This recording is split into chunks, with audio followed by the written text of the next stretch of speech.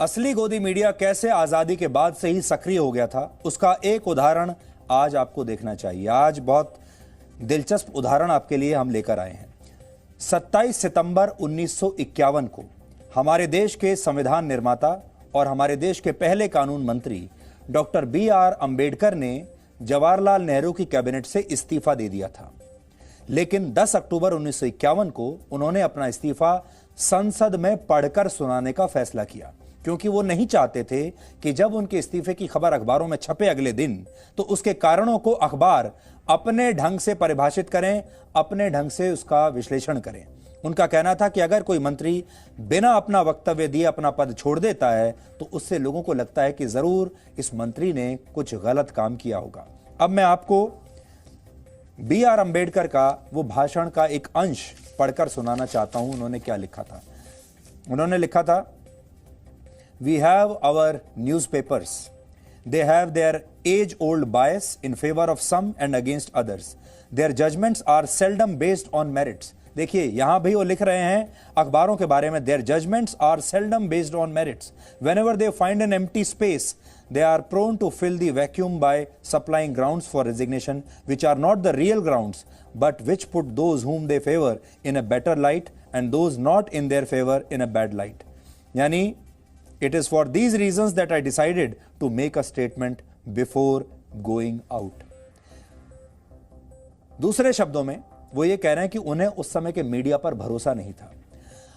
आप गौर करेंगे तो आज भी ऐसा ही हो रहा है। अंबेडकर कहते हैं कि उन्हें अखबारों में जो विश्लेषण छपेगा अगले दिन वो मेरिट्स के आधार पर नहीं होगा, वो इस बात के आधार पर होगा कि ये जो मीडिया है ये किसके पक्ष में है और किसके विपक्ष में है। और तब भी उन्हें इस बात की आशंका थी डॉक्टर अंबेडकर को कि देश का मीडिया सरकार का साथ देगा, यानी नेहरू का साथ देगा, नेहरू की सरकार का साथ देगा।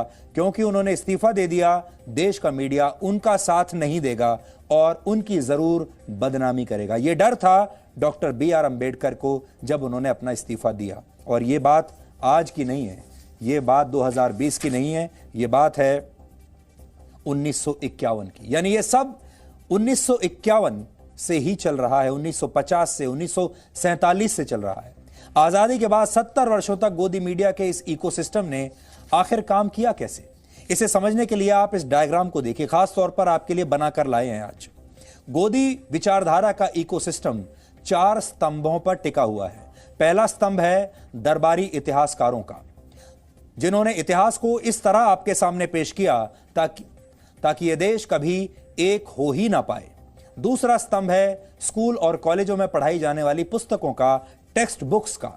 इनके जरिए भी देश की पीढ़ियों के मन में दरबारी राजनीति को पसंद आने वाले विचार अंकुरित किए गए और पीढ़ी दर पीढ़ी लोग इस पर विश्वास करते चले गए।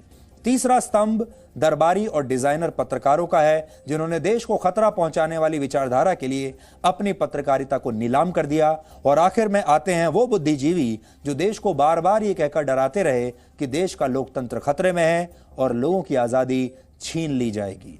ये है गोदी मीडिया का इकोसिस्टम जो 50 साल से चल रहा है। और अब यही ओरिजिनल गोदी मीडिया अब आजकल परेशान है। लेकिन जब देश की मीडिया के एक हिस्से ने इस इकोसिस्टम को धक्के मारने शुरू कर दिए, इस इकोसिस्टम को, इस व्यवस्था को रोज चोट पहुंचने लगी, तो इन लोगों को परेशानी होने लगी। और आज ये परेशानी और खींच जी न्यूज के विरोध और बहिष्कार तक पहुंच गई है। आप सोचिएगा, हर बार जी न्यूज का बहिष्कार, हर बार जी न्यूज पर नए नए FIR, हर बार जी न्यूज की नई नई शिकायतें, हर बार जी न्यूज पर नए नए मुकदमे और जी न्यूज के रोकने के लिए हर बार उनके पत्रकारों के साथ दुर्व्यवहार। आज मैं अपनी टीम को भी धन्यवाद देना चाहता हूं। अपने पत्रकारों की बहादुरी पर हमें फक्र है, आपको भी होना चाहिए। मजा आया और मैं ये जो मजा है हिंदुस्तान के हर व्यक्ति को देना चाहता हूं।